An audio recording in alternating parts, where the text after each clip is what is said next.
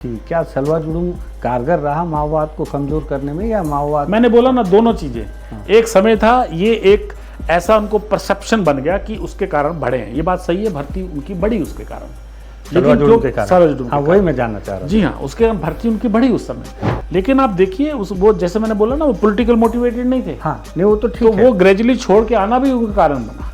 वो तो भविष्य रहा उनका, ये उनका भविष्य। हाँ, तो लेकिन ये सही है, उस समय फॉर्मेशन अचानक 2006 की बात है, मुझे याद है 2006 में अचानक ये हुआ था कि हर एरिया कमेटी में प्लेटून बनेंगे। तो अचानक खूब सारे प्लेटून बन गए वहाँ पर। जी, मुझे याद है पहले नियम था कि कंपैशनेट ग्राउंड पर एनकॉम पर नियुक्ति हुआ करती थी। अगर आपके घर में कोई एक परिवार सदस्य पहले से नौकरी में है सरकारी, तो दूसरे को नहीं मिलती। तो अगर कोई युवा जवान है, जवान जाके शहीद हो जाता है, तो उसको हमने क्या दिया?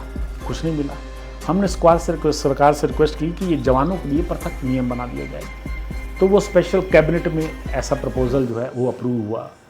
गोली लग जाती थी तो ब्लड रोकने के लिए कोई चारा नहीं था उस समय। तो खून बह जाने से जवान शहीद हो जाते। जी हाँ, तो वो बहुत पहले ही दिल्ली से संपर्क करके क्विट क्लॉक जो है वो लाया गया। ये तो आप ही ने बताया कि शुरुआत की थी। जी हाँ, उसकी शुरुआत भी हम लोगों ने की। रेस्क्यू करने के लिए हेलीकॉप्टर नहीं हुआ करते थे, वो दौर देखा हमने, जहाँ इंफ्रास्ट्रक्चर पुलिस का बहुत कम था। आपको याद होगा जब छत्तीसगढ़ बना था तो वैकेंसी ज़्यादा आई थी, 20-22 हज़ार बल हुआ करता था। थानों की पेरीमीटर सिक्योरिटी नहीं हुआ करती थी। बार्ड वायर जो नुकीली तार होती है वो तक नहीं होती थी। रानी बोतली का अगर आप याद करेंगे तो स्कूल का केवल बाउंड्री वॉल था जिस पर अटैक किया था, जिस पर अटैक हुआ था। 76 जवान जब शहीद हुए थे तो मुझे याद है मुख्यमंत्री जी ने उसी दिन, एक दिन के अंदर पूछा था कि कुछ करना है, क्या किया जाए। एक्स ग्रेशिया राशि 5 लाख मिलती थी छत्तीसगढ़ के जवानों को, केंद्र वाले CAPF को 15 लाख मिलती थी। एक ही दिन के अंदर 5 से 15 की उन्होंने। तो तमाम ऐसी फैसिलिटीज़ हैं जो मुझे याद आ रही हैं। बस्तर टॉकीज में हम लगातार जो है बस्तर की बात कर रहे हैं, बस्तर के माओवादी आदिवासियों पे बातचीत कर रहे हैं। लगातार हम कोशिश करते हैं कि उन लोगों से भी बातचीत करें जिन्होंने बस्तर को बहुत पहले से जिया है, बस्तर को देखा है, आदिवासियों को देखा है और वहाँ के माओवाद को भी बहुत करीब से देखा है। हमारे साथ आज एक बहुत ही ज़्यादा अनुभवी मेहमान हैं और इनसे हमने पहले भी बातचीत की है। तो एक बार फिर से स्वागत है आर.के. विज साहब का। सर, स्वागत है आपका बस्तर टॉकीज़ में। Thank you. बहुत धन्यवाद, आपने अपने व्यस्ततम समय में से हमको बहुत महत्वपूर्ण समय दिया। सर, आपसे मैंने जब पिछली बार बातचीत की थी तो बहुत लंबी बातचीत हुई थी और बहुत सारे मुद्दों पे बातचीत हुई थी।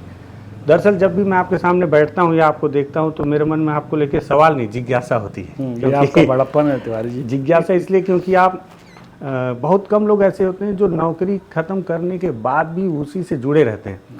मैंने एक दिन आपसे बातचीत किया तो आप बताया आप गढ़चिरौली में हैं, फिर पता चला अभी आप किताब लिख रहे हैं। तमाम लोगों से पता चलता रहता है कि अभी भी आप लगातार शोध कर रहे हैं माओवाद पे, उनकी जर्नी पे, उनके भविष्य पे। तो मुझे लगा कि ये बहुत बेहतर समय है कि आपसे बात करूं जिस परिस्थिति में आज है। मैं आपको सबसे पहले बताऊं कि विज सर जो हैं उस समय बस्तर आईजी थे जब सलवा जुलूम का दौर था बस्तर में। वो बस्तर जिसने सलवा जुलूम का अत्याचार भी देखा, जब उस समय तमाम तरह अत्याचार, मतलब ये मेरे शब्द हैं, कि चारों तरफ खून की नदियां बह रही थीं और आदिवासी दो धड़ों में बट रहे थे। उसी समय किसी बड़े माओवादी नेता ने कहा कि उनकी बटालियन भी सलवा जुलूम के बाद ही तैयार हुई क्योंकि इस तरह से आदिवासी दो हिस्सों में बट गए थे। तो सर, सबसे पहला सवाल आपसे ये है कि आपने वो दौर देखा है जब सलवा जुलूम का बस्तर, अब आप यहाँ रायपुर से बैठकर अभी भी लगातार रिसर्च कर रहे हैं, देख रहे हैं, क्या बदलाव देख रहे हैं उस समय के बस्तर में और अभी के बस्तर में? नहीं, मैं बस्तर में गया था 2006 में जी। 2006, 7, 8 में वहाँ पर था। और उसके बाद कुछ दिन पुलिस हेडक्वार्टर में रहने के बाद दुर्ग में भी रहे, तो वहाँ भी राजनांदगांव और नीचे का जो इलाका था वो भी माओवाद प्रभावित था। उसके बाद मैं 4 साल तक ADG नक्सल ऑपरेशन भी रहा। तो काफ़ी टाइम तक गतिविधियाँ मुझे देखने का मौका मिला, रूबरू हुआ। मैं जब DG प्लानिंग और फाइनेंस, टेक्निकल सर्विसेज, जब ये काम भी देखता था तब भी मेरा फोकस जो रहता था वो नक्सलवाद को, माओवाद को निपटने के लिए कैसे बेहतर की जाए पुलिसिंग, संसाधन, तो पूरा फोकस जो है तब भी वहीं रहता। तो आप कह सकते हैं कि एक बार जब बस्तर गए उसके बाद मेरा जो दिमागी ये कहेंगे कि जो केंद्र बिंदु मेरे समस्याओं को हल करने का, क्योंकि छत्तीसगढ़ जो है मुझे लगा कि यही मेजर प्रॉब्लम है, तो उसी में लगा रहा। तो बदलाव जो है मुझे लगता है कि वो दौर था एक 2005 का 6 का, जहाँ इंफ्रास्ट्रक्चर पुलिस का बहुत कम था। आपको याद होगा जब छत्तीसगढ़ बना था तो वैकेंसी ज़्यादा आई थी, 20-22 हज़ार बल हुआ करता था, थानों की पेरीमीटर सिक्योरिटी नहीं हुआ करती थी, बार्ड वायर जो नुकीली तार होती है वो तक नहीं होती थी। रानी बोतली का अगर आप याद करेंगे तो स्कूल का केवल बाउंड्री वॉल था जिस पर अटैक किया था, जिस पर अटैक हुआ था। तो वो बार्ड वायर भी नहीं थी। कंसर्टीना वायर का जो है वो दौर भी हमने ही देखा। शुरुआत में गोली लग जाती थी तो ब्लड रोकने के लिए कोई चारा नहीं था उस समय, तो खून बह जाने से जवान शहीद हो जाते। जी हाँ, तो वो बहुत पहले ही दिल्ली से संपर्क करके क्विट क्लॉक जो है वो लाया गया। ये तो आप ही ने बताया कि शुरुआत की थी। जी हाँ, उसकी शुरुआत भी हम लोगों ने की। रेस्क्यू करने के लिए हेलीकॉप्टर नहीं हुआ करते थे, वो दौर देखा हमने। मुख्यमंत्री से सीधा संपर्क करके हेलीकॉप्टर मांगा जाता था किसी को रेस्क्यू करना हो। तो वो दौर था जहाँ पुलिस बल नहीं था, जो उपस्थिति थी फील्ड में बहुत ही सीमित थी, संसाधन नहीं थे, इंफ्रास्ट्रक्चर पुअर था। जो एरियल सर्वेलेंस जो आज हम बात करते हैं, चाहे ड्रोन्स की हो, छोटे और बड़े की बात हो, यूएवी की बात हो, वो सब पहले नहीं थे। केंद्रीय बल बहुत सीमित था क्योंकि वो 2003 में ही आना शुरू हुआ था इलेक्शंस के बाद। तो आप जिस मुद्दे पे बात करेंगे, मुझे लगता है उस समय बहुत ही लिमिटेड रिसोर्सेज थी जब शुरू किया था, लेकिन लोगों में हिम्मत थी, नई नई चीज़ें ईजाद कर रहे थे, क्या चीज़ की आवश्यकता है। सरकार रिसेप्टिव थी।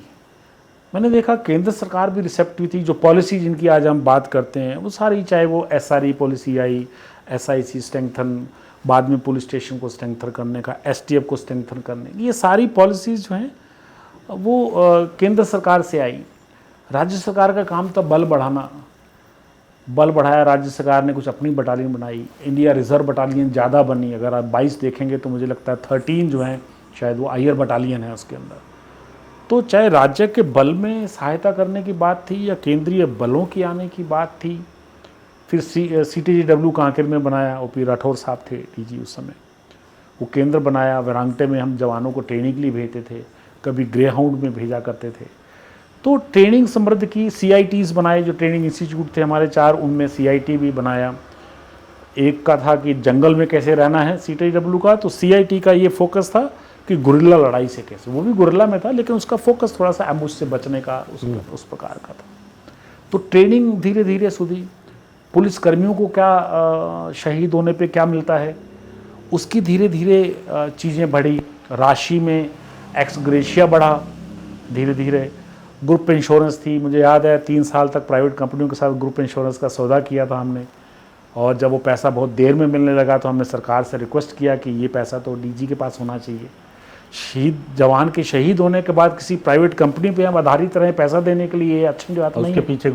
उसके पीछे घूमे तो सरकार सहमत हुई। तो वो अधिकार जो है दैट कि x gratia in lieu of group insurance, ऐसा नाम से पॉलिसी, वो हमारे सामने आई। सरकार ने उसको स्वीकृत किया। हेल्थ के इश्यूज़ में एडवांस देने की बात थी, वो हुई। मुझे याद है पहले नियम था कि कंपैशनेट ग्राउंड पर अनुकंपा नियुक्ति हुआ करती थी। अगर आपके घर में कोई एक परिवार सदस्य पहले से नौकरी में है सरकारी, तो दूसरे को नहीं मिलती। तो अगर कोई युवा जवान है, जवान जाके शहीद हो जाता है, तो उसको हमने क्या दिया, कुछ नहीं मिला। हमने सरकार से रिक्वेस्ट की कि ये जवानों के लिए पृथक नियम बना दिया जाए। तो वो स्पेशल कैबिनेट में ऐसा प्रपोजल जो है वो अप्रूव हुआ।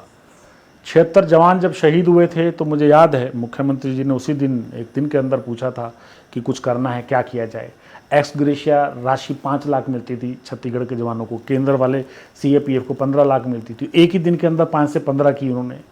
तो तमाम ऐसी फैसिलिटीज़ हैं जो मुझे याद आ रही हैं। DG की पावर नहीं थी, आपको विश्वास नहीं होगा, DG की स्वीकृति की पावर 40,000 हुआ करती थी पहले।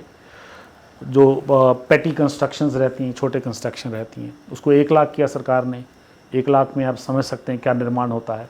वो देखा हमने कि पुलिस स्टेशन बनाने के लिए कोई कॉन्ट्रैक्टर अंदर नहीं जाता था, चाहे वो PWD थी या RES थी, कोई बनाना नहीं था। जब ये सरकार को बताया तो उसके बाद पुलिस हाउसिंग कॉरपोरेशन बनाया गया। मुझे याद है पामेड़ में आप जाकर देखेंगे तो पामेड़ पुलिस स्टेशन की जो ईंटें हैं शुरू में, वो थाने में ही जवानों ने वहीं पका कर बनाई थी, ये मेरे सामने की बात है। हमारी दांगी एसपी हुआ करता था, बड़ी रतनलाल रतनलाल दांगी, बहुत अच्छी काम किया उसने भी, वहाँ पर काम किया। तो चाहे वो इंफ्रास्ट्रक्चर स्ट्रेंथन करने की बात रही हो, नक्सल अलाउंस की बात रही हो, फोर्टिफिकेशन ऑफ पुलिस स्टेशन रहा हो, पुलिस को सुविधाएं देने की बात हो, सड़क निर्माण की आप बात करेंगे, टावर्स हमारे सामने आए कि कैसे जवान बात कर पहले एक फ़ोन का नाम मैं भूल रहा हूँ, जो सैटेलाइट फ़ोन तो बाद में आए, जो ऑपरेशन में जाने लगे, थानों से जवान बात नहीं कर पाते थे, अपनी फैमिली में कोई शहीद होता था तो परिवार वालों को बड़ी उत्सुकता होती थी ये जानने के लिए। तो मुझे लगता है एक लंबा दौर हमने देखा है कि कैसे सुविधाएं बढ़ी हैं और कैसे पुलिस की जो कैपेसिटी बिल्डिंग बोलते हैं, जो क्षमता है लड़ाई करने की, वो धीरे धीरे बढ़ी है और परिणाम हमारे सामने। सर, आपने एक चीज़ कही कि जवानों को वो जो शहीद होने के बाद जो राशि मिलती थी उस पर बढ़ाए। अभी जो जवानों को शहीद होने के बाद जो व्यवस्थाएं मिल रही, क्या इससे आप संतुष्ट हैं जितना मिल रहा है? कि क्योंकि बहुत सारे डीआरजी के जवान अभी भी मुझसे संपर्क करते हैं, और क्योंकि जवान सीधे कैमरे के सामने बोल नहीं सकते, उनकी नौकरी का खतरा होगा, लेकिन उनका कहना है कि अभी भी बहुत सारी व्यवस्थाएं या जो तनख्वाह की जो उनकी जो स्कीम है उस पर बहुत सारी अनियमितताएं हैं और बहुत सारी व्यवस्थाएं उनको मिलनी चाहिए। देखिए सेंट्रल क्या होता है कि वैसे करीब 1 करोड़ रुपया मिलता है, ये मैं अपने 3 साल पहले के अनुभव की बात कर रहा हूँ। शहीद को करीब 1 करोड़ रुपया मिल जाता है, मिलाकर थोड़ा सा बढ़ गया होगा अभी जहाँ तक मुझे याद है।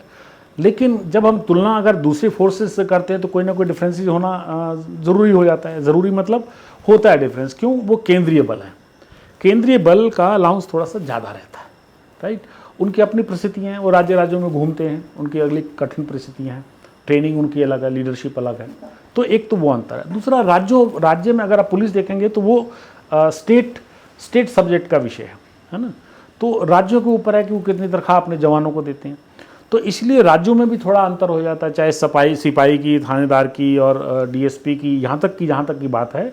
तो वेतन में अगर अब आसपास तुलना करें तो कोई ना कहीं ऊपर नीचे हो जाता है। किसी से हम बेहतर हो सकते हैं, किसी में कमज़ोर भी हो सकते हैं। सदर्न स्टेट्स में कई बार जैसे तमिलनाडु है और नीचे थोड़ा वेतन ज़्यादा मिलता है, केंद्रीय बलों को थोड़ा ज़्यादा मिलता है। तो शायद कुछ और राज्यों में देखेंगे तो कम भी होगा। तो इसीलिए अगर तुलना करते रहेंगे तो कहीं ना कहीं अंतर तो जरूर होगा, क्योंकि पुलिस बल स्टेट का सब्जेक्ट है, जैसे मैंने बोला।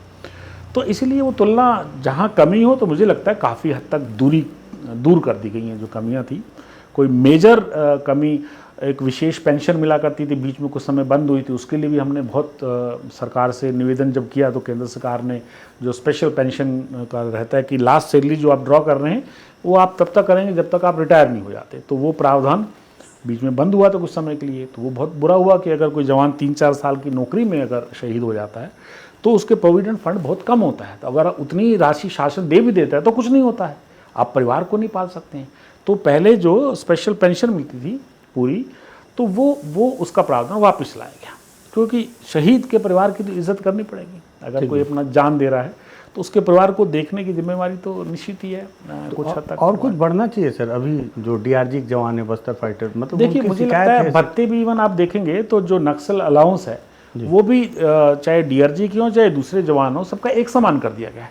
तो भत्ते एक जैसे हैं, तो मुझे लगता है भत्ते ठीक है। बाकी अगर कोई स्कोप छोटा मोटा रहता है तो इम्प्रूवमेंट सरकार देख सकती है, पर बहुत बड़ा गैप मुझे लगता है नहीं है, ग्रीवांस का मुद्दा नहीं है इतना बड़ा। अच्छा सर, बस्तर में आपने जवानों की स्थिति पे बदला है, ऐसे आप बस्तर को कितना बदलता हुआ देख रहे हैं? जब आप बस्तर आई जी थे तब से अभी में बस्तर में मुझे लगता है बहुत बदलाव आ गया। अभी मैं बस्तर जाता हूँ, चाहे नारायणपुर हो, चाहे सुकमा हो, चाहे बीजापुर हो, तो वो जो पहले छोटे छोटे कस्बे हुआ करते थे जहाँ वहाँ गुजरने से पहले एक डर का, कहीं ना कहीं फियर का एक माहौल था। कहीं फायरिंग, कहीं ब्लास्ट की आवाज़ें आती थी, रास्ते में बड़ी व्यवस्था करके जाना पड़ता था, उसमें काफ़ी बदलाव आ गया। अब सड़कें काफ़ी हद तक सुरक्षित हो गई हैं। जो नक्सली फॉर्मेशन जो सड़कों के नीचे ज़्यादा एक्टिव थे वो अब पीछे हट गए हैं, वो दूर हो गए, जंगल तक सीमित हो गए हैं। कस्बों का विकास देखेंगे तो कस्बे बड़े हो गए हैं। कई जब इकोनॉमिक एक्टिविटी बढ़ती है तो स्टैंडर्ड लिविंग अपने आप बढ़ता है, लोग वहाँ बसने लगते हैं। ज़्यादा लोग वहाँ बस रहे हैं, ये अपने आप में एक इंडिकेटर है कि सिचुएशन बदल रही है। तो जब वहाँ पर ट्रांसपोर्ट बढ़ गया, कम्युनिकेशन बढ़ गया, जितने भी मीन्स है जो डेवलपमेंट के जो फैक्टर्स रहते हैं, सड़कें इंप्रूवमेंट हो गई, सड़कों के लिए जवानों ने कितना बलिदान दिया। चाहे वो मुझे भैरमगढ़ से देखिए, जब भैरमगढ़ से जब हम बासागुड़ा तक सड़क बना रहे थे, कितनी पोस्ट हमने लगाई उसके अंदर।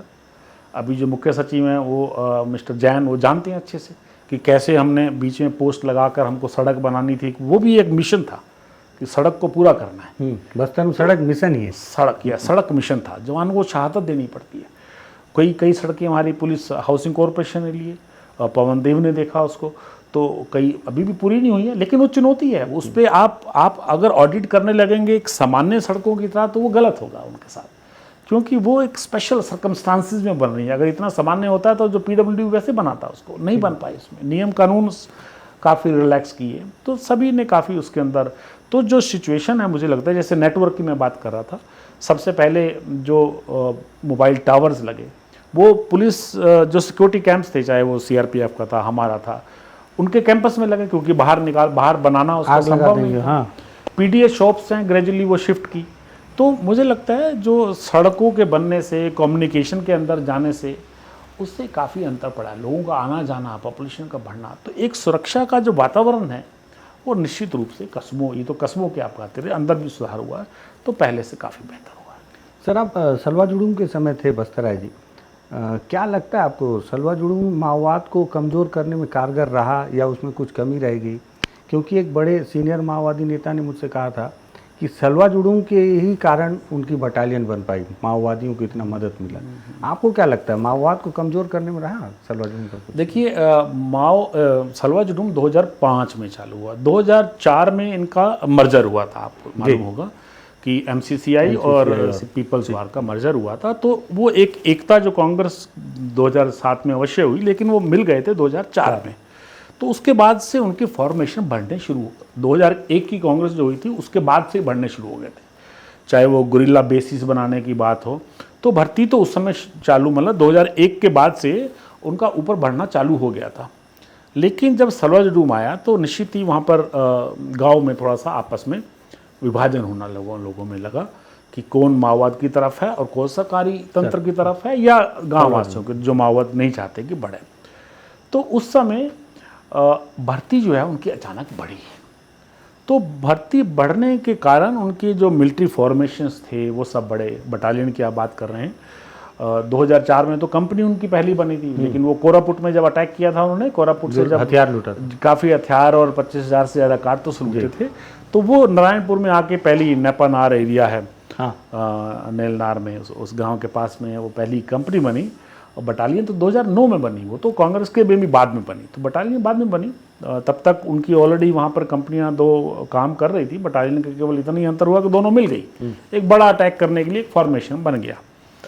तो ये बात सही है कि उस समय उनकी भर्ती अचानक बढ़ी, लेकिन मैं किसी एक काडर से बात कर रहा था, उसका ये भी मानना है कि यही शायद इनके डाउनफॉल की भी वजह बन रही है, क्योंकि जो उस समय भर्ती हुए थे सलवा जुड़ूम के समय वो पॉलिटिकली मोटिवेटेड नहीं थे, परिस्थितिवश थे, भयवश थे, या जो भी एक डिस्ट्रस्ट टाइप का था, फेथ की कमी थी, आपस में कुछ कमी हुई, उस वजह से ज्वाइन किए थे। तो जो ज्वाइन करने का कारण था वो उनका कोई रेवोल्यूशनरी जील जिसको बोलते हैं कि क्रांति करने के लिए गए हों, ऐसा नहीं था। वो कुछ कारणों से जो है उनको उनके साथ मिलना पड़ा था। कुछ दिनों तक हथियार और ये सब चीज़ें, वर्दी हथियार का एक शौक कई बार लगता है। तो ऐसे बहुत सारे काडर हैं। लड़कियां आप देखेंगे तो बहुत सारी हैं जो नाच गाना आदिवासी हैं, उनको पसंद था, तो उस वजह से चल गई वापस। उसके बाद वापस नहीं आने दिया गया उनको। कई ऐसे काडर हैं जो वापस आना चाहते थे, लेकिन वापस आने नहीं दिया कि अब जाओगे तो पुलिस पकड़ लीजिए, कि ये एक भय का वातावरण। ऐसे बहुत सारे माओवादी, आप सभी सरेंडर काडर को ये नहीं बोल सकते कि अब ये झूठ बोल रहा है, ना। वो अपने कारण बता रहे हैं कि गए क्यों थे, कि ज़बरदस्ती शादी हो रही थी, उससे बचना था, कोई ऐसा घरेलू कारण था, तो वो गरीबी थी, चाहे वो इसका कारण थे, वो उससे में जुड़े। कुछ दिनों बाद वापस आना चाहते थे, लेकिन वापस नहीं आने दिया, तो वो एक भंवर में फंस के रह गए। तो मौका मिल रहा है, अभी सरेंडर करेंगे। अभी सबको मालूम है कि कमज़ोर हो गए हैं, लड़ने की क्षमता कमज़ोर हो गई है, फॉर्मेशन उनके टूट रहे हैं, तो कौन बिना उनको ये स्पष्ट हो गया है कि ये क्रांति, सोकॉल क्रांति, और ये लड़ाई जीतेंगे नहीं माओवादी, इसीलिए लोग छोड़ कर आ रहे हैं। नहीं, तो वो सवाल सर कि क्या सलवा जुड़ूम कारगर रहा माओवाद को कमज़ोर करने में, या माओवाद? मैंने बोला ना, दोनों चीज़ें। एक समय था ये एक ऐसा उनको परसेप्शन बन गया कि उसके कारण बढ़े हैं। ये बात सही है, भर्ती उनकी बढ़ी उसके कारण, सर्वजन के कारण। हाँ, वही कारण। मैं जानना चाह रहा जी हाँ, उसके कारण भर्ती उनकी बढ़ी उस समय। लेकिन आप देखिए उस वो जैसे मैंने बोला ना, वो पॉलिटिकल मोटिवेटेड नहीं थे। हाँ, नहीं वो तो ठीक तो है, वो ग्रेजुअली छोड़ के आना भी उनका कारण बना। वो तो भविष्य रहा उनका, ये उनका भविष्य। हाँ, तो लेकिन जो ये भी सही है, देखने उस में। समय फॉर्मेशन अचानक 2006 की बात है, मुझे याद है 2006 में अचानक ये हुआ था कि हर एरिया कमेटी में प्लेटून बनेंगे। तो अचानक खूब सारे प्लेटून बन गए वहाँ पर। जी, मिलिट्री फॉर्मेशन बने तो अटैक होने लगे तो हथियार आने लगे, तो फॉर्मेशन और बढ़ने लगे। बढ़ती गई। तो जब भी बड़ा कोई अटैक होता है तो फॉर्मेशन बनाने में उनको एक पुश मिलता है। तो ये सब सार्वजनिक के कारण हुआ। सर अभी क्या लगता है आज के समय में माओवादियों की जो संगठन की जो स्थिति है उसको आप कैसे देख रहे हैं? आप तो अभी भी लगातार अध्ययन कर रहे हैं, इनका जो संगठनात्मक जो स्थिति है या सैन्य और वैचारिक स्तर पर क्या स्थिति है इनकी? देखिए, सैन्य और वैचारिक आप दोनों चीज़ें देखिए। जहाँ तक सैन्य की बात है, आप देखिए, आप उनकी रिपोर्ट पढ़िए, मुझे तो कहने की ज़रूरत भी नहीं है अब तो। वो मानते हैं कि 2012-13 के बाद से वो कमज़ोर हो रहे हैं, है ना। कठिन परिस्थितियाँ थी पहले, अब वो सेटबैक में आ गए हैं। मतलब रिट्रीट, उन्होंने बोला टेक्टिकल रिट्रीट, टेम्परेरी और टेक्टिकल। मतलब अभी वो लड़ाई लड़ने की स्थिति में नहीं है, ये उन्होंने मान लिया। अभी 22 पन्ने का बुकलेट भी जारी किया, अभी जारी किया, उसमें लिखा है। उससे पहले उनके पॉलिट ब्यूरो ने लास्ट अगस्त 2024 में ये लिखा था। और वो अभी अपने काडर को बचा रहे हैं कि अनसर्कल ना हो, पुलिस की घेराबंदी में ना आए, क्योंकि पुलिस ज़्यादा नंबर में है और उनको नुकसान हो रहा है अंदर तक। उनको बसवराजू मारा गया, कई सीसी उससे पहले मिलिंद तेंदुगड़े मारा गया, चलपति मारा गया, गौतम अभी मारा गया, कई दसरू मारा, कई DKZC के कई सदस्य मारे गए और कई अभी तो अब तो कह सकते हैं कि कई CC मेंबर भी मारे गए हैं। और उसके बाद आप देखिए बड़े और छोटे सभी काडर छोड़ के आ रहे हैं। तो जहाँ तक मिलिट्री की बात है, जब वो नहीं जीत पा रहे हैं, कोई अब हमला करने में वो सफल नहीं हो रहे हैं, तो हथियार नहीं आएंगे, उनके कारतूस खत्म हो रहे हैं। इसीलिए आप देखेंगे माइंस वार पे ज़्यादा डिपेंडेंट है, अगर है तो केवल बारूदी सुरंगों पर ज़्यादा आधारित हैं। तो लड़ाई में कमज़ोर हो रहे हैं। उनके प्लेटून्स बहुत सारे, कितने में गिनाऊं, जो निरस्त हो गए। आप देखिए गढ़चिरौली में उनका कोई अभी एक भी वो नहीं है। नॉर्थ बस्तर में कोई प्लेटून नहीं है, एक प्लेटून है मात्र मार्ट डिवीज़न में, और नीचे पश्चिम और साउथ में कुछ प्लेटून बाकी हैं। ईस्ट में ख़त्म हो गए, नॉर्थ में ख़त्म हो गए, RP का पहले ख़त्म हो गया। बालाघाट में तो ऑलरेडी, बालाघाट और जो कबीरधाम का इलाका, तो उसमें ऑलरेडी कमज़ोर है। प्लेटून जो गए वहाँ थोड़े बहुत कमज़ोर, थोड़े बहुत हैं अभी, MMC जोन है वहाँ पर, ख़त्म नहीं हुए हैं, लेकिन लड़ाई लड़ने की स्थिति में नहीं है, स्थिति में नहीं है। ऑलरेडी सेटबैक में, वो भी सेटबैक में, वो भी पीछे स्थिति में। तो मिलिट्रीली कमज़ोर हो रहे, ये तो बात क्लियर हो गई। खुद लिख रहे हैं कि लड़ाई लड़ने की क्षमता नहीं है। पॉलिटिकली वो रिपोर्ट्स में बार बार लिखते हैं कि हम फिर से ऊपर आएंगे, फिर से लड़ाई लड़ेंगे, लेकिन ग्राउंड सिचुएशन तो ये है कि रिपोर्ट्स में केवल लिखना बाकी रह गया है। अदरवाइज जो उनके कार्डर्स हैं, भाई आप DKZC तक के लोग तो आ रहे हैं छोड़कर, ठीक है, तो उनको ये पता लग गया है कि ये लड़ाई जीत नहीं सकते। वो जिन परिस्थितियों की वो बात करते हैं, अगर हम पॉलिटिक्स में थोड़ा सा भी अंदर जाएं, कि ठोस परिस्थितियाँ भारत में क्या थी, कि जी जो माओ ने कहा था वो यहाँ लागू हो सकता है कि नहीं हो सकता है, कि क्या युद्ध के माध्यम से ही हम सत्ता हासिल करेंगे। अपने यहाँ पर ये संभव नहीं है इंडिया में। वैसा ना तो वैसा सामंतवाद है, वो सामंतवाद पहले टाइम के सामंतवाद की बात करते हैं, फ्यूडलिज्म की जो बात करते हैं। अब कोई स्लेवरी नहीं है, अब तो आपके इतने कानून है कि बॉन्डेड लेबर का एक भी प्रकरण अगर बॉन्डेड लेगा, अगर उसको तनख्वाह भी, वेजेस भी कम मिलते हैं, तो मीडिया काफ़ी उछालता है, कार्रवाई करनी पड़ती है। तो अब वो स्लेवरी वाली बात नहीं है कि फ्यूडलिज्म हो कि आप बंधक बना के लोगों को रख लें वहाँ पे, तो सामंतवाद की बात नहीं है। अब इंपीरियलिज्म की बात करें तो कुछ कैलकुलेटेड डिसीजन सरकार लेती है, लेकिन आप टोटली हमारी सरकार, जैसे अमेरिकन इंपीरियलिज्म की माओवादी बात करते हैं अभी, कि टोटल हमारा देश उनके कहे पे चल रहा है, कोई डिसीजन इंडिपेंडेंटली हमारा देश लेता नहीं है। मुझे नहीं लगता कोई भी सहमत होगा। अब तो गिव एंड टॉक की बात होती है, गिव एंड टेक की बात है, म्यूचुअल इंटरेस्ट कैसे पूरे हो रहे हैं उस पर बात होती है। अभी तो देखा होगा आपने कि टैरिफ को लेके एक वॉर, अलग से वॉर चल रहा है। तो ऐसा नहीं है कि जिस परिस्थितियों की बात माओवादी अपनी रिपोर्ट्स में करते हैं कि सामंतवाद या जो CBP की बात करते हैं, ब्यूरोक्रेटिक बुर्जुआ की बात करते हैं, और या फ्यूडलिज्म की बात करते हैं, वो मुझे लगता है इन परिस्थितियों में लागू नहीं होता है। जैसा उन्होंने एनालिसिस करके रखा हुआ है वो एनालिसिस ज़मीनी लेवल पर वैसा नहीं है, पुराना हो गया। पुराना हो गया। तो मुझे लगता है राजनीतिक तौर पर इसीलिए लोग उनसे इम्प्रेस नहीं हो रहे हैं और छोड़ के उनको मालूम है कि ये युद्ध मैंने तो ऐसे कार्डर्स देखे हैं, उनको मालूम है, बोले कि ना तो ये चाइना में विपरीत स्थिति आ गई, इवन रशिया में भी विपरीत स्थिति आ गई, तो कहीं पर तो है नहीं, तो यहाँ कैसे हो सकता है जहाँ यहाँ पहले स्थिति खराब नहीं थी। तो मुझे लगता है जो इसको वो रिविजनिस्ट बोलते हैं, संशोधन कारी बोलते हैं, जो CPI की बात करते हैं, मुझे लगता है अल्टीमेटली रास्ता वही लेना पड़ेगा कि इवोल्यूशन का लेना पड़ेगा, ना कि रेवोल्यूशन का। तो ये जितनी जल्दी समझ लें अच्छा है। सर क्या लगता है अभी बस्तर में जो माओवादी संगठन है, जिस तरह से बीच में आपने देखा होगा कि लगातार शांति वार्ता को लेकर पत्र जारी किए, बसव राजू की मौत के बाद वो उन्होंने फिर से पुराने पैंतरे पर पत्र लिखना शुरू किया, ग्रामीणों की हत्याएं हो रही हैं, मुखबिरी के आरोप में स्टूडेंट को भी मार रहे हैं। तो माओवादी संगठन दंडकारण्य में या बस्तर में या देश में केवल हिंसात्मक संगठन रह गया या कुछ वैचारिक स्थिति बची है ज़मीन पे इनके निचले कॉर्डर में?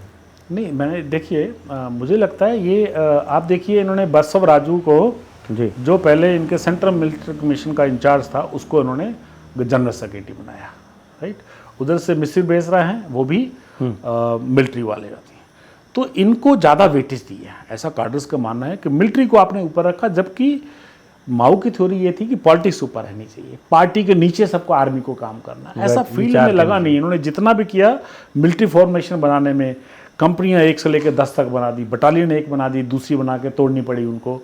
तो ये सब चीज़ें मिलिट्री पे ज़्यादा ध्यान दिया है, ना कि लोगों को पॉलिटिकली LGF साइड पे ज़्यादा काम किया। जी हाँ, तो इसीलिए मुझे लगता है वो ये भी एक फेलियर का उनका एक कारण रहा है। आपको मूल क्वेश्चन भूल गया मैं, ये कि ये जो हत्याएं कर रहे हैं, हाँ, तो क्या ये शांति वार्ता? हाँ, नहीं, ये हिंसक आंदोलन ही रह गया है क्या, या कुछ वैचारिक भी बचा है ग्राउंड पे? नहीं, आप सही कह रहे हैं, आपने खुद ही उसका उत्तर दे दिया। तो ये केवल लड़ाई, वो तो अब दोनों ही नहीं बचे। अब तो आप देख रहे हैं लड़ाई से पीछे हट गए हैं वो, क्योंकि लड़ाई की क्षमता कमज़ोर हो गई है उनकी, और पॉलिटिकली लोग छोड़ के जा रहे हैं। इसका मतलब लोग उनसे हट रहे हैं। जो मास बेस था, जो पीपल्स वॉर की बात करते थे, तो लोग तो बहुत गिने चुने साथ में हैं। तो पीपल ऐसे गांव के गांव तो है नहीं जो उनके साथ हों। तो जो पीपल्स, जो बेस जिसके नाम पर, वो नाम का ही रह गया।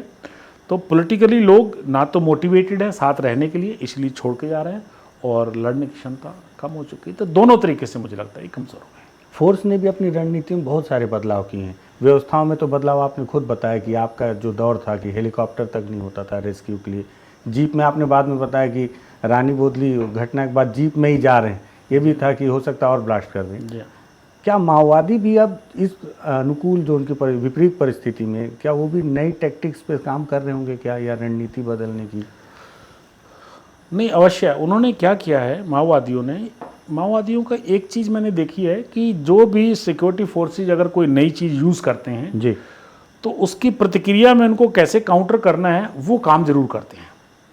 हेलीकॉप्टर यूज़ करना शुरू किया तो हेलीकॉप्टर पर कैसे अटैक करना है वो किस्टाराम और उस एरिया में उन्होंने प्रशिक्षण लिया, उसके वीडियो भी चले थे कि कैसे हेलीकॉप्टर पे फायर करना है, हेलीकॉप्टर पे फायर, जमीन पे लेट के। जी हाँ, पहाड़ी पर 2-3 अटैक उनके आंशिक रूप से सफल भी रहे। एक में तो बाकायदा फोर्स लैंडिंग भी करनी पड़ी, हम खुद गए थे मौके पर, चिंता गुफा के पास में। पायलट की मौत भी हुई इलेक्शन के दौरान, एक की हुई। मेरी खुद के हेलीकॉप्टर को फायर ब्लेड को लग के चीरता हुआ गया था।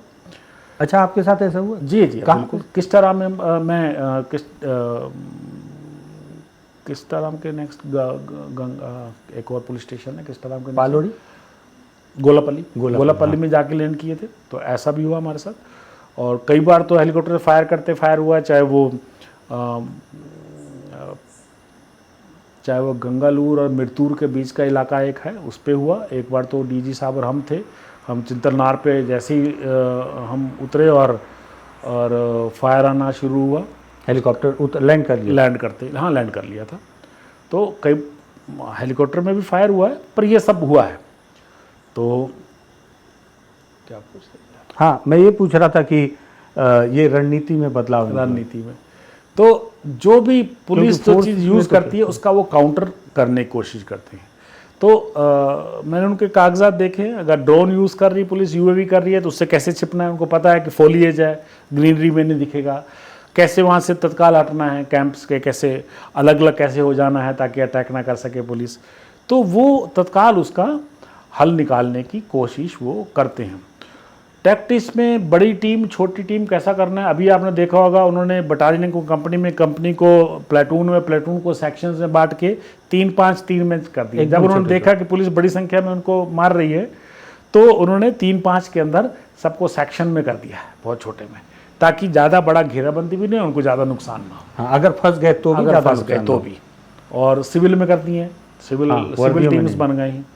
तो वो टैक्टिक्स चेंज करते रहते हैं। जहाँ तक स्ट्रेटजी की बात करें वो तो बड़ी बात है, वो तो वही पुराना है कि दंड कारने को, और इसको हम बेस एरिया बनाएंगे, लिबरेटरी एरिया बनाएंगे, गुरिल्ला को मोबाइल वार में बदलेंगे, ये सब तो वही है पुराना। तो मूलतः स्ट्रेटजी को चेंज नहीं किया, केवल अभी टेम्परेरी रिट्रीट किया है ना। और टेक्टिकल बोल रहे हैं, मतलब ये टेक्टिकल बदलाव है, छोटा बदलाव है। अभी बड़े में अभी लड़ाई उन्होंने हथियार छोड़ के लड़ाई छोड़ दी हो, ऐसा अनाउंस अभी नहीं किया है, जिसका अभी इंतजार है मुझे लगता है, क्योंकि लड़ने की क्षमता उनकी नहीं है। तो वो परिस्थिति को देखते हुए, जैसे उनके पोलित ब्यूरो ने लास्ट ईयर जो जारी किया अपना पत्र नीचे के कार्डर्स को, उसमें टैक्टिक्स कुछ चेंज किए ना, भाई टैक्टिक्स चेंज किए हैं।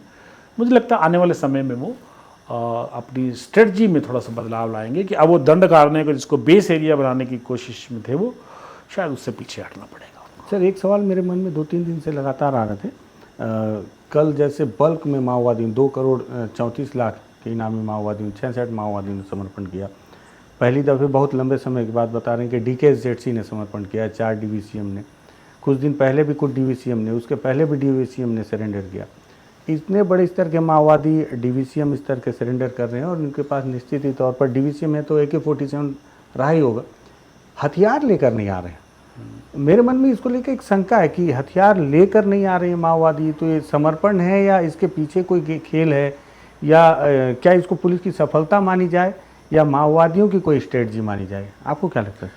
देखिए, अभी बहुत ज़्यादा स्पष्ट तो नहीं कह सकते कुछ, थोड़ा सा चौकसी तो रखनी पड़ सकती है, लेकिन जैसी परिस्थितियां हैं मुझे लगता है अभी छोड़ के जा रहे हैं। तो देखिए, पहले के समर्पण थे और अभी के समर्पण में थोड़ा अंतर है। जमपन्ना ने सरेंडर किया, वैचारिक अंतर हुआ तब किया, लछन्ना ने किया, कुछ आरोप लगे, सुखदेव और इन्होंने गुड़साव सैंडी ने किया, कुछ अंतर पड़े, इंट्रा पार्टी कुछ डिफरेंसेस आए। तो सभी में हालांकि माओवादी ने बोला कि राजनीतिक पतन हो गया उनका, चाहे नैतिक पतन था चाहे कैसा भी था, अल्टीमेटली राजनीतिक पतन में सब कुछ दायरे में डालते हैं वो। तो वो सब छोड़ के गए कई लोग। गणपति ने जब पीछे हटा तो वो उनकी एज का हवाला दिया। अभी संग्राम है वो ओल्ड हो गया, छोड़ के नहीं गया। हालांकि गणपति तो सिर्फ उन्होंने पद छोड़ा, संगठन तो नहीं। जी हाँ, अभी अंदर ही है वो। हाँ, है ना, बिल्कुल सही कह रहे हैं। पुलिस के लिस्ट में तो अभी भी वो पोलित ब्यूरो में है उनका नाम। जी हाँ, अभी भी वो एडवाइजर के रूप में अभी भी वो काम करता है। तो अभी जो समर्पण कर रहे हैं, मेरे को लगता है उनको ये लग रहा है कि अभी बच जाएं वो, अपनी जान बचाने के लिए। क्योंकि जितने भी आ रहे हैं उनमें बड़ा कॉमन फैक्टर है कि उनको ये समझ आ रहा है कि अब ये लड़ाई लड़ नहीं सकते हैं। जब बसवा राजू मरा है, उनका जनरल सेक्रेटरी मरा है, जो अपने साथ एक सुरक्षा के लिए कंपनी अलग से रखता है, हाँ, और सुरक्षित एरिया में घूमता है, जिसको वो बेस एरिया बनाने जा रहे थे, आसपास गुरिल्ला बेसिस हैं उनके। तो अगर वो नहीं बच पाएगा तो जो विश्वास था उनका, वो मुझे लगता है टूट गया कहीं ना कहीं, कि अब जो है जो जीतने की कोई भी अगर दूर की भी संभावनाएं थी तो वो लगभग ख़त्म होने की ओर है। तो मुझे लगता है सबसे बड़ा कारण यही है कि बड़े कार्डर्स का मरना, बड़े कार्डर्स का उसके बाद भी छोड़ के जाना। तो छोटे वाले समझते हैं कि हमको अनावश्यक क्यों मरना है, यहाँ पर जीत नहीं सकते तो मरने की कोई अनावश्यक मरने की जरूरत नहीं, ये अधिकांश कॉमन है। हथियार की जहाँ तक बात है, ये मुझे लगता है ये बीच का रास्ता है। क्योंकि देखिए उनको वो घोषित तो ट्रेटर कर ही देते हैं कि ये क्या बोलते हैं, गद्दार। तो गद्दार तो घोषित वो कर ही देते हैं। कई लोगों ने डंप में बरामद कराए हैं, बिल्कुल शून्य नहीं ऐसी थी। कई लोगों ने डंप में आज तक एक भी ऑटोमेटिक वेपन में, हाँ, AK-47 भी कराया है, बिल्कुल कराया है, लेकिन कम है बहुत। मुझे याद ही नहीं है, मुझे लगता है 1-2 होंगे। हाँ, तो लेकिन कम है। अभी हाल तो वो क्या है, जनरली छोड़ के चले जाते हैं कि इमीडिएट डेंजर उनको नहीं रहता है जी। उनको लगता है कि अगर वेपन के साथ जाते हैं तो उनको खतरा थोड़ा बढ़ जाता है, उनको खतरा है। उसी पे सर मैं रोक रहा था। ऑप्शन ये भी है कि आप नहीं ला सकते, क्योंकि हथियार लेके आना ये सबसे बड़ी चुनौती है। जी। तो आप अपने हथियार को कहीं डंप कर दें, आप सरेंडर कर, अगर आपके मन में समर्पण की भावना है तो ईमानदारी से, और उसके बाद आप फोर्स के साथ जाके चिन्हांकित करके उन हथियार को जब्त करा सकते हैं। लेकिन ऐसा एक भी नहीं हो रहा है, जबकि जितने भी डीवीसीएम हैं सबके पास 47 हो गई। आप तो ज़्यादा बेहतर समझ नहीं, आपने याद होगा आपको कुछ समय पहले नारायणपुर में डंप मिला है बाकायदा, जिसमें एक्सप्लोसिव और काफ़ी चीज़ें मिली उसके अंदर, कारतूस मिले, एक्सप्लोसिव मिले, कुछ वेपन भी उसके अंदर मिले। तो मुझे लगता है वो आने वाले समय में डंप और मुझे लगता है खुलासा होगा उनका। अभी इमीडिएटली हो सकता है थोड़ा सा डर कहीं ना कहीं अंदर का होगा, और थोड़े समय में सिचुएशन जब और बदलेगी, जब माओवादी पीछे हट जाएंगे तो वो भी शायद निकल जाएंगे। अच्छा, एक चीज़ और है सर, आपने ध्यान दिया कि नहीं कि आपने खैर दिया होगा, मैं ऐसे नहीं, माओवादी अपने पत्र में आपने जो कहा गद्दार शब्द लिखते हैं, वो कुछ ही चुनिंदा माओवादी नेताओं के लिए वो इस शब्द का इस्तेमाल करते हैं, उनका जिक्र करते हैं। जैसे अभी दिनेश मोडियाम है जो डीवीसीएम है, उसने सरेंडर किया है। दिनेश मोडियाम का गंगालूर एरिया में बहुत ज़्यादा वो था, उसके लिए माओवादियों ने पत्र जारी किया और कहा कि ये गद्दार है। इसके अलावा और भी माओवादी सरेंडर किए, लेकिन उनके लिए माओवादियों ने कोई पत्र जारी नहीं किया, ना उनके लिए कहा कि वो गद्दार हैं या उसको लेकर। तो क्या ये माना जाए जिसको गद्दार नहीं लिख रहे हैं तो वो किसी रणनीति का हिस्सा तो नहीं है? दो बातें हैं, थोड़ा सा डिफरेंस है। कुछ काडर ऐसे हैं जो बता के छोड़ के आते हैं जी, बता के छोड़ के आते हैं कि हम पार्टी छोड़ के जा रहे हैं। कईयों को रास्ते में वापस आते हुए अगर बता के नहीं आए, उनको डाउट होता है तो रास्ते में रोकते भी हैं। कई बार रोक कर सालों तक भी, 2-3 साल तक भी उनको किसी न किसी आरपीसी जनता सरकार के हवाले करके आते हैं कि उस पर नज़र रखना है, वापस नहीं आसानी से आना देते। कई लोग बता कर आते हैं, कुछ 5-10 हज़ार रुपया लेकर भी आते हैं कि बस का किराया या घर पहुँचने तक चले जाएँ। तो उन लोगों को ये गद्दार, चाहे वो पुलिस के पास समर्पण आके कर भी दिया हो, तो उनको गद्दार उन्होंने घोषित नहीं किया जो बता कर आते हैं। ऐसा देखने में आया है। पर अदरवाइज जो आकर इमीडिएटली सब बताते हैं या पुलिस के साथ जाके कुछ बरामद कराते हैं, वो निश्चित ही उनकी नज़रों में गद्दार कहलाए जाते हैं। तो थोड़ा सा बता के आना, नहीं आना, कितना एक्टिव हो गए आप पुलिस के साथ काम कर रहे हैं, उस पर थोड़ा सा अंतर कर। सर, ये जो एक ये था कि क्या आत्मसमर्पण एक लहर है या स्थायी शांति की तरफ इशारा कर रही है, या अस्थायी राजनीतिक दबाव का नतीजा ही? देखिए, मैंने जैसे बताया अभी आपको, अभी जो है ये माओवादियों को जब ये समझ आने लगा कि वो युद्ध नहीं जीत सकते हैं तो वो छोड़ के आ रहे हैं, है ना। तो जो मास बेस है वो उनका डिप्लीट हो गया है, वो कमज़ोर हो गया, डाइल्यूट हो गया, वो ख़त्म हो रहा है धीरे धीरे। जब मास बेस नहीं है, मैं अभी किसी से बात कर रहा था तो आप सोचिए, इंद्रावती जो उनका इंद्रावती इलाका सेफ माना जाता था, तो नदी से ऊपर का इलाका है, वहाँ 10 आरपीसी हुआ करती, सारी निरस्त कर दी। तो अगर जनसंगठन नहीं रहेगा, जनसंगठन कमज़ोर हो गया, निरस्त करना पड़ा, इसका मतलब लोग पीछे हट गए। इसका मतलब जो नेटवर्किंग, जो उनको तत्काल सूचना मिलनी थी और जो लोगों का सपोर्ट था, वो ख़त्म हो रहा है। तो मुझे लग रहा है ये टेम्परेरी नहीं है, और क्योंकि फोर्सेज आगे बढ़ रही हैं। आप पैरेलल ये भी देखिए ना कि फोर्सेज भी आगे बढ़ रही हैं, फोर्स ने नए कैंप लगाए, तो बीच के इलाके जो हैं वो गुरिल्ला लड़ाई के लायक भी नहीं रहे बचे।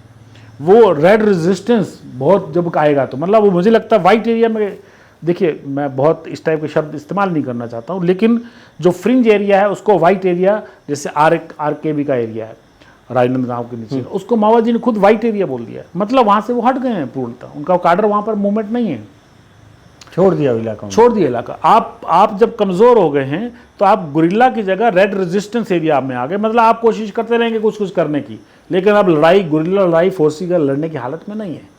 तो वो इलाके जो हैं, जो पहले गुरिल्ला बेसिस थे, वो धीरे धीरे रेड रेजिस्टेंस एरिया, क्या लाल प्रतिरोध इलाका, ऐसे में कन्वर्ट हो रहे हैं।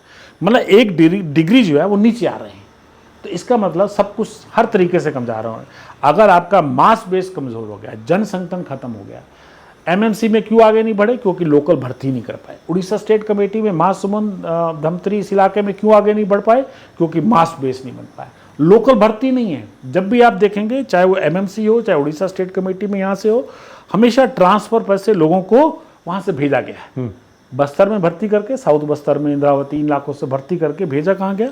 एमएमसी में और Orissa state committee, particularly BBM और मानपुर नुआपड़े एरिया में।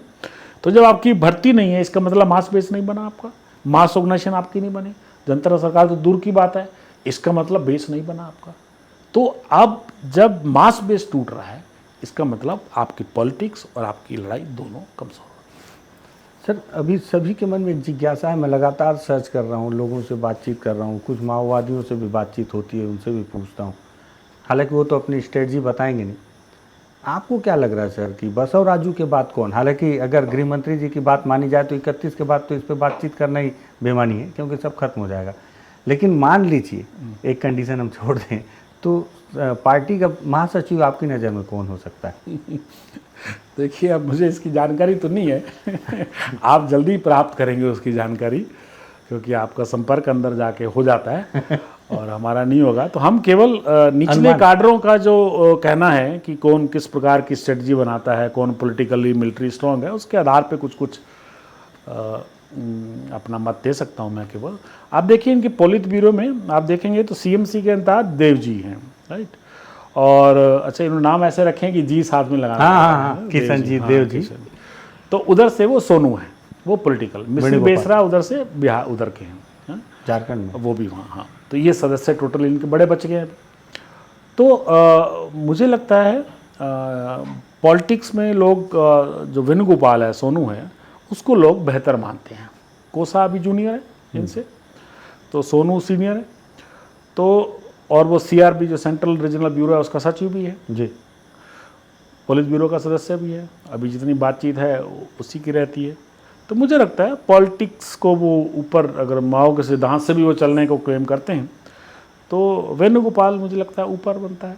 तो उसके चांसेस देव जी या मिश्री बेसरा के तुलना में ज़्यादा रहते हैं। अच्छा, क्योंकि वो मिलिट्री, क्योंकि वो मिलिट्री के, और फिर वो एमसीसी का यहाँ ज़्यादा प्रभाव भी आप देखेंगे तो पीपल्स वार वाले ग्रुप ज़्यादा हैं, तो ज़्यादा संगठित हैं, या माओवादी खुद अपने कागज़ों में लिखते हैं कि उनकी जो पीपल्स वार की जो आइडियोलॉजी है माओ की, वो ज़्यादा संगठित इस इलाके में। तो यहाँ पर पकड़ तो तेलंगाना और तेलुगु काडर्स की है। तो मुझे लगता है वेणुगोपाल, सोनू बोलिए या जी, उसके चांसेस ज़्यादा लगते हैं। तो सर क्या लगता है कि जैसे आपने बताया कि माओ ने भी कहा था कि भाई पॉलिटिक्स को ऊपर रखना चाहिए और आर्मी को उसके नीचे रहना चाहिए, तो बसव राजू तो मिलिट्री से ही आए हुए थे, तो उनको बना के क्या गलती की थी माओवादियों ने? परिणाम तो ऐसा ही लगता है इसका। हाँ, तो आप वैसे देखिए जो भी एक्सपेंशन था माओवादियों का, वैसे तो 80 में आए थे, 80 से लेकर 2000 तक कोई बहुत ज़्यादा एक्सपेंशन नहीं था, कुछ दलम था। 2001 के बाद बढ़ना शुरू हुआ, फिर 2004 में दरभा और आरकेबी इलाके में आए, फिर 2007 में आप देखेंगे तो ईस्ट बस्तर, ये सब नॉर्थ बस्तर पहले बन गया था, माड़ बना 2000 से जस्ट कुछ साल पहले, 2000 में वेस्ट बस्तर बना। फिर लेके ये अल्टीमेटली जो बीबीएम महासमुंद इलाका था 2010 में यहाँ तक पहुँचे। बालाघाट में 90s में पहुँच गए थे, जनवरी 90 में पहुँच गए थे वहाँ पर। तो ये तो दंडकारण्य का हिस्सा था पहले, कभी बीच में महाराष्ट्र में गया, कभी फिर दंडकारण्य में आया, अभी फिर महाराष्ट्र में चला गया। तो 2010 के बाद जो है वो इनका पॉलिटिकल जो एक्सपेंशन था वो बंद हो गया, राइट। जो हुआ भी था वो भी कमज़ोर रहा, जैसे मैंने बोला, चाहे वो नुआपाड़ा में 2007 में इधर आए, मैनपुर में, वहाँ भी नहीं बढ़ पाए, और बीबीएम में भी नहीं पड़े। तो 2007 के बाद आप कह सकते हैं कि पॉलिटिकली स्टैग्नेशन उनमें आई। मिलिट्री की बात है तो मिलिट्री में कंपनियाँ इनकी बढ़ती रही, 2010 तक कंपनियाँ इनकी बनी। 10 नंबर कंपनी जो साउथ गढ़चिरौली के, जिसका रुपेश मारा गया, 2010 में बनी। उससे पहले 9 में बटालियन बन चुकी थी। एक प्रयास इन्होंने किया 2012 में बटालियन 2 बनाने का, माड़ में और नॉर्थ बस्तर में, तो वो 12 में बनाई, लेकिन 14 में उसको तोड़ना पड़ गया। उसका कमांडर छोड़ के चला गया, उनकी लीडरशिप कमज़ोर हो गई। तो वो उन्होंने गलती भी अपनी, बाद में उनके सीआरबी या सीसी ने गलती मानी कि ये जो उनका निर्णय था वो बड़ा सब्जेक्टिव था, ठीक नहीं था, उस समय नहीं बनानी चाहिए थी, तो बटालियन टूट गई। तो मेरा ऐसा मानना है कि 10 थ्योरेटिकली 10 मान लीजिए आप उनका एक्सपेंशन का, और मिलिटरीली भी जो है 10 के बाद 10 नंबर की कंपनी बनी, उसके बाद से एक्सपेंशन उनका नहीं हुआ। एमएमसी में इन्होंने एक्सपेंशन की कोशिश की है, एमएमसी में यहाँ से काडर गए कुछ, और एमएमसी में कबीरधाम का इलाका और ऊपर थोड़ा सा मध्य प्रदेश का जो मंडला है उस इलाके में अमरकंटक तक भी सर्वे हुआ, मुंगेली भी सर्वे हुआ। तो वहाँ पर एक तो नॉर्थ गढ़चिरौली गोंदिया जो डिवीज़न था उसको नाम बदल के जीआरबी उन्होंने कर दिया, थोड़ा सा स्ट्रक्चर चेंज किया, जो मेन हाईवे है उससे नीचे दंडकारण्य और ऊपर महाराष्ट्र स्टेट कमेटी, ऐसा बदलाव किया उन्होंने। वहाँ उन्होंने एक केबी और कान्हा भोरमदेव डिवीज़न एक बनाया, एरिया कमेटी बनाई, लेकिन वहाँ लोकल भर्ती नहीं हुई। तो कहने को वहाँ एक्सपेंशन, एक गुरिल्ला बेस बनाने के लिए प्रयास उन्होंने किए हैं, अभी अस्तित्व में है, ख़त्म नहीं हुआ है, ध्यान रखने की ज़रूरत तो है, अभी कुछ ना कुछ हो सकता है कुछ काडर उन्होंने अभी भेजे भी हों इधर उधर। इस एक्सपेंशन को अगर आप छोड़ दें तो 2010 के बाद से मुझे लगता है एक्सपेंशन उनका रुक गया। तो उसके बाद से और 12 के बाद से तो वो लगातार खुद मानते आ रहे हैं कि पहले कठिन परिस्थितियाँ में थी, सेटबैक में आ गए, अलग अलग डिवीज़न बिहार झारखंड उनका स्पेशल एरिया कमेटी वो कमज़ोर हो गया, एओबी कमज़ोर हो गया, नॉर्थ तेलंगाना कमज़ोर हो गया, एमएमसी कमज़ोर है, एक दंडकारण्य बचा था और बिहार का झारखंड का एक इलाका था वो इससे पहले हो गया, लास्ट बचा था दंडकारण्य। दंडकारण्य में वो टेम्परेरी रिट्रीट में आ गए। तो ये कमज़ोरी इंगित कर रही है कि वो 10 साल 12 साल से लगातार नीचे आ रहे हैं और अब वो रुक गए हैं। तो मुझे लगता है जो भी उनकी लीडरशिप रहेगी तो ये निर्णय उनको लेना है कि लड़ाई और कुछ दिन जारी रख के जितने काडर बचे हैं ख़त्म होना है, उनको सुरक्षित रख के अगर सुरक्षित रख लड़ना नहीं है तो हो सकता है कुछ काडर बच जाए, तो वो अदरवाइज भी सरकार की जीत रहेगी कि आप लड़ने की क्षमता दो तरह से ख़त्म हो सकते हैं लोग। एक तो काडर्स को ख़त्म कर दिया जाए मार के, दूसरा उनकी लड़ाई लड़ने की क्षमता को ख़त्म कर दी। ये ज़्यादा बेटर है कि अगर वो लड़ाई लड़ने की क्षमता उनकी ख़त्म हो जाती है तो भी आपकी जीत है। तो सभी माओवादी को मानना ज़रूरी नहीं है, कुछ सरेंडर कर रहे हैं, कुछ हार मान लेंगे तो ख़त्म हो जाएगा। आप वैचारिक तरीके से लड़ना चाहते हैं उन कारणों पे तो वो तो लड़ी जा सकती है, क्योंकि वो तो विचारधारा है, वो असमानता समाज में, आर्थिक सोशल जो है उन मुद्दों पे तो बात हमेशा ही चलती रहेगी। कई वर्ग हैं हमारे देश में ऊपर नीचे। अच्छा सर, जैसे बस्तर में भी ये बताया जा रहा है कि 4 नई खदानें फिर से अलॉट की गई हैं, वो खदानें फिर से खोदी जाएंगी अलग अलग स्थानों पर। फिर अबूझमाड़ में ये बात को लेकर गृह मंत्री जी ने भी स्वीकार किया था कि एक मैनुअल रेंज बनेगा आर्मी को लेकर, जिसमें 54,000 वर्ग किलोमीटर का एरिया है, जिसमें लगभग 54 से 60 गांव खाली कराए जाएंगे। तो इस तरह की अगर परिस्थितियाँ आएंगी, खदानें खोदी जाएंगी और जिससे कि निचले स्तर के ग्रामीणों को कभी फ़ायदा होता मैंने तो नहीं देखा है। जैसे बैलाडीला है, तो बैलाडीला में भी इसका फ़ायदा माओवादियों को मिला, क्योंकि वहाँ जो निचले स्तर के जो ग्रामीण हैं उनको केवल लाल पानी मिला, बाकी जितनी मलाई हो तो बड़े लोग खाए। तो क्या इसका फ़ायदा माओवादी फिर से नहीं उठाएंगे, या वो आगे जाके फिर से इसको हथियार बनाकर नहीं पनप सकते क्या? मुझे लगता अगर है वैचारिक तौर पर जीवित रहेगा तो। जो पुरानी जो कहते हैं कि अगर पहले जैसे आपने बोला ऐसा मुद्दा था, तो मुझे लगता है उससे तो सीखना ही पड़ेगा जी। माओवादी मुद्दा एक उठाते हैं डिस्प्लेसमेंट का, कि वहाँ से लोगों को जिसको हटा, मान लो कोई माइन ज़रूरी है अपने विकास के कारणों के लिए, कोई चीज़ ज़रूरी है, मान लीजिए मिनरल्स को निकालना, तो देखना हमको ये है कि जो हमारे आदिवासी भाई लोग हैं उनका रिहेबिलिटेशन ठीक हो जाए, वो ठीक जगह निवास करें, उनकी ज़मीन खेती बाड़ी का जो प्रबंध करना वो हो जाए। अगर वो हो जाता है तो मुझे लगता है माओवादियों को कोई फ़ायदा नहीं मिलेगा, तो स्पेस नहीं मिलेगा। हाँ, उनको स्पेस नहीं मिलेगा। तो हमको यही देखना है कि अगर पहले कुछ इस प्रकार के मुद्दे थे जिनको माओवादियों ने एक्सप्लॉइट किया था, लोगों को उकसाया था उन मुद्दों को लेकर, तो वो मुद्दे दोबारा ना आए। अगर हम माइनिंग कर भी रहे हैं और हम रेंज बना भी हैं, हालांकि रेंज बनाने वाला मुद्दा तो मुझे लगता है 15 साल पुराना है, अगर बनाई भी जाती है तो जिन लोगों को अगर पीछे भी किया जाता है तो वहीं आसपास हो और उनकी ज़मीन जितनी है उनकी रोजी रोटी और उनका जो दिनचर्या, जो जीने का तरीका है वो बदलाव ना हो।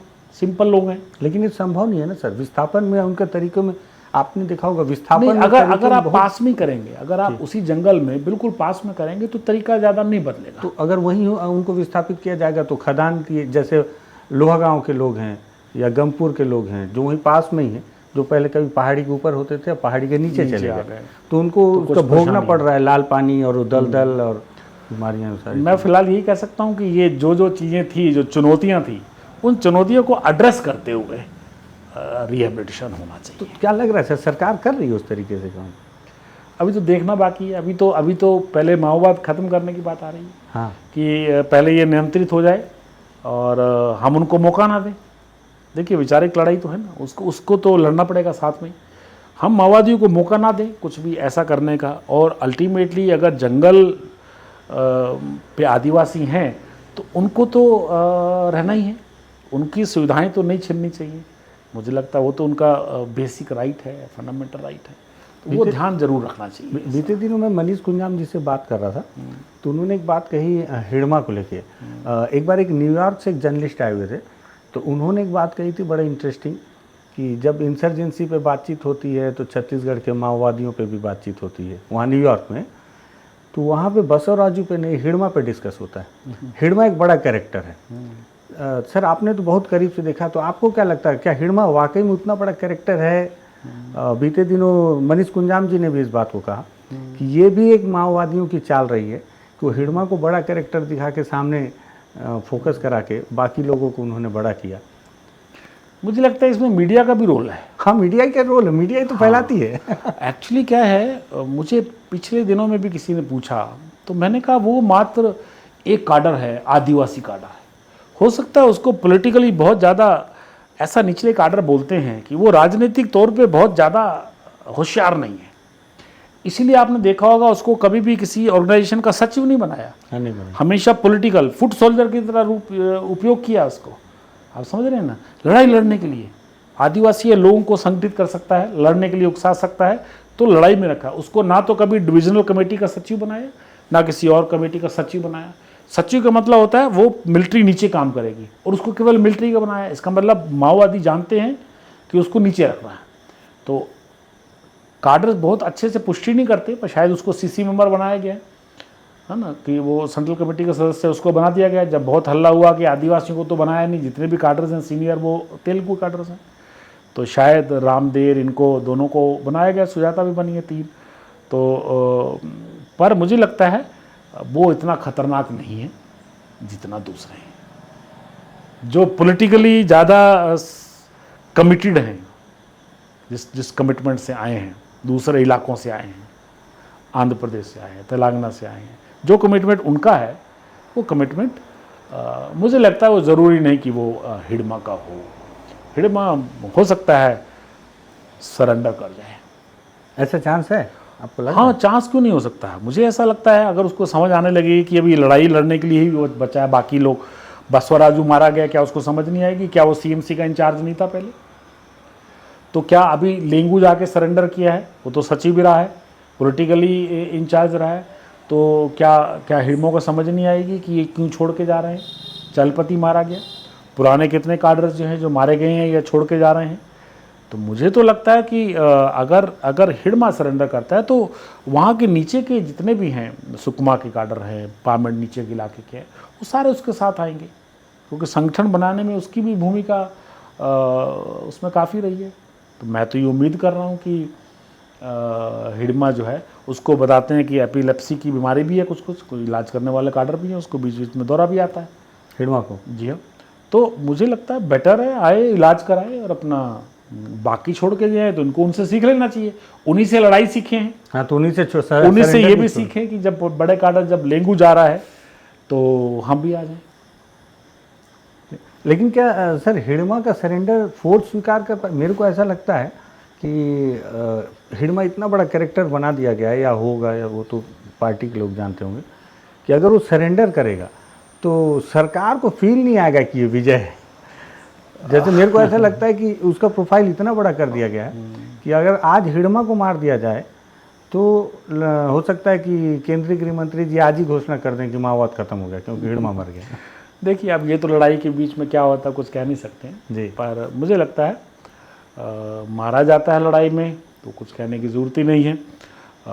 अदरवाइज़ अगर वो सरेंडर करता है तो मुझे लगता है उस पर बाकियों पे प्रभाव बहुत पड़ेगा।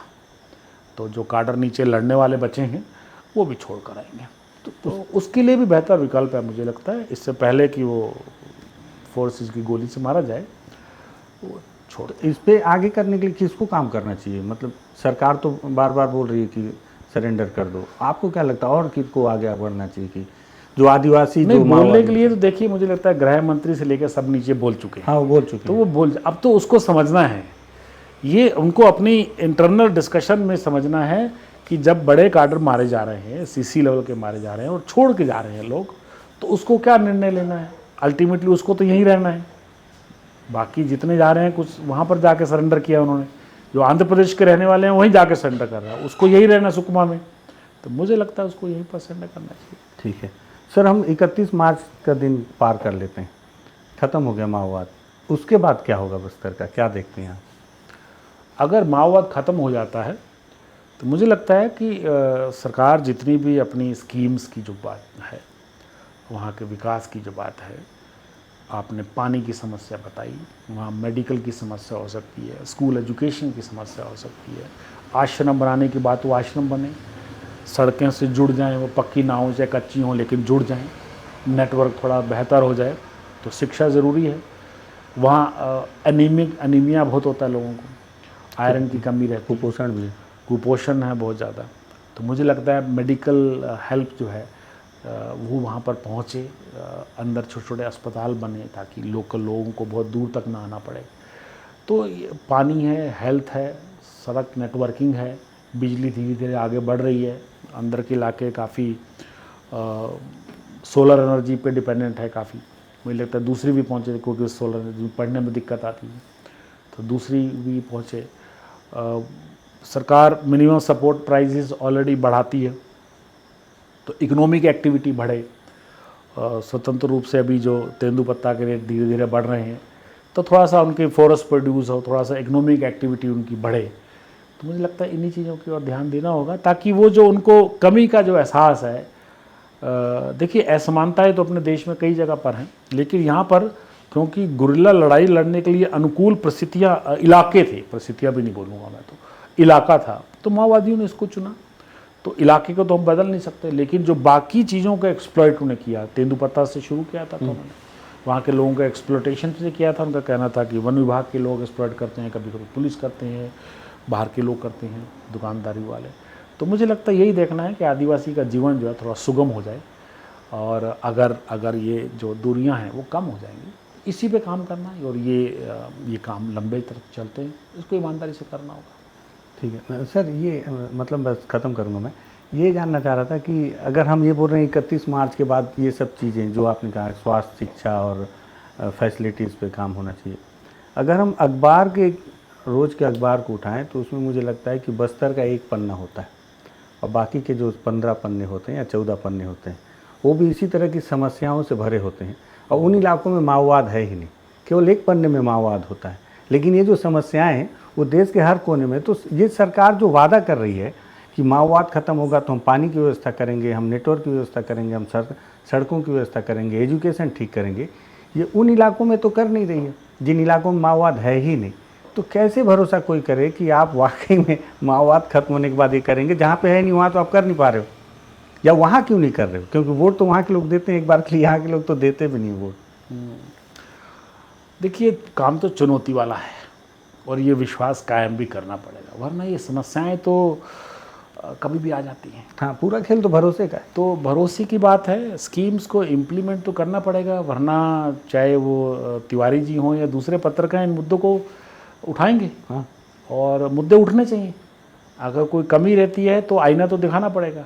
और मुझे लगता है चुनौती से लड़ने के अलावा कोई विकल्प मुझे और समझ नहीं आता। कमियां कम से कम, वो जो दूरियां कम तो हों, समस्याएं तो शहर में भी मिल जाती हैं। हाँ वही बोल रहा हूँ। हाँ बिल्कुल ठीक कहा आपने, लेकिन कम से कम कुछ कम तो होंगी। सड़क बन जाती है तो गाड़ी चल जाती है कम से कम, तो उतना तो होना चाहिए। लोगों को कुछ सुविधाएँ तो मिलने लगे। कुछ समस्याएं कभी कभी हैं जो रोज़ रहती थी वो कभी कभी होंगी, फिर धीरे धीरे कम होंगी। तो वो जो दूरी है मुझे लगता है कहीं ना कहीं कम तो होगी, तो वो कदम तो उठाने पड़ेंगे। उसके अलावा कोई विकल्प नहीं। एक चीज़ मेरे मन में आई, आज ही आई। एक बार मैंने किसी से कहा भी था, किसी ने कहा कि लाल आतंक, तो मैंने कहा कि आप लोग बस्तर को लाल रंग से जोड़ते क्यों हर बात पे? वो पूरे इलाके में माओवाद नहीं है, उसके अलावा बस्तर तो हरा भरा है, लेकिन लाल गलियारा, लाल आतंक, खून का बस्तर, अगर आप रेशियो उठा के देख लें तो उससे ज़्यादा अपराध राजधानी में है। और बहुत सारे अपराध तो ऐसे हैं जो बस्तर में होते ही नहीं हैं। कल ही आज एक वीडियो वायरल मैंने देखा कि किस तरह से अटल एक्सप्रेस में एक कार में कोई लड़की अपने परिवार साथ जा रही थी, तो उसको रात के लगभग 7 बजे कुछ बाइकर्स ने घेर के रोकने की कोशिश की राजधानी में। और मुझे लगता है कि पुअर्ती जैसा गांव, जो कि हिड़मा का गांव है, उस गांव में अगर रात को 8 बजे कोई लड़की लालटेन लेके निकलती है तो सुरक्षित घूम के वापस आ जाती है। वहाँ छेड़छाड़, बलात्कार जैसी घटनाएं होती ही नहीं है।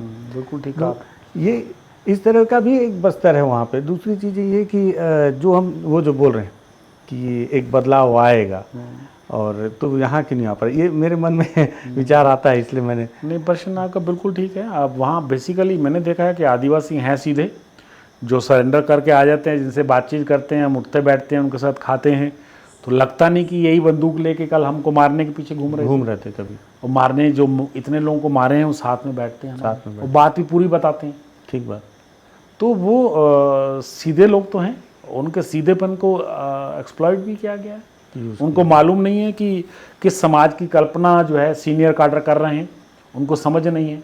मैं पूछता हूँ कभी कभी उनसे कि अर्थवाद क्या है, तो नहीं मालूम होता। सीनियर काडर डीवीसी लेवल के DKSZC मेंबर को भी अर्थवाद का ठीक से मालूम नहीं है कि अर्थवाद क्या था, लेनिन क्या बोलता था, क्या नहीं बोलता था। लिख के रिपोर्ट्स रहेंगी, लेकिन बहुत अच्छे से समझ नहीं है कि राज सत्ता पे हम कब्जा कैसे कर लेंगे, हम कैसे करेंगे, क्या उद्देश्य है इस लड़ाई का। कोई कमी पेशी दूर करने के लिए कर रहे हैं, अपने जीवन को सुधारने के लिए कर रहे हैं।